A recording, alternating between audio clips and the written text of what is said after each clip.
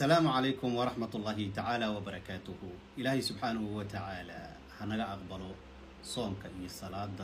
إلهي سبحانه وتعالى هنجا أقبله. إلهي سبحانه وتعالى هنسوء ديو خيرك إن البركة بشهر رمضان أي ليلة حي. سان هرب إذا كوشة ولا ليال. وحان إن شاء الله تعالى هلك كسي وضينا تلوينك عافمات يقص ليسنا بشهر رمضان. أيانو هلك هذه كسي وضينا هدو إلهي سبحانه وتعالى كرام النظر. qodobka maanta aan rabo inaan idin la wadaago waa fariin gaaban oo ku saabsan caafimaadka.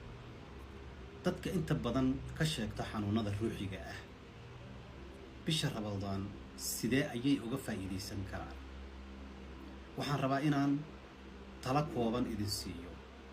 Taladaasi oo horay aan walaalo badan soonkii ku horeeyay aan ula wadaagin. Sidii ayada ahaydna ay sameeyeen kuna guulay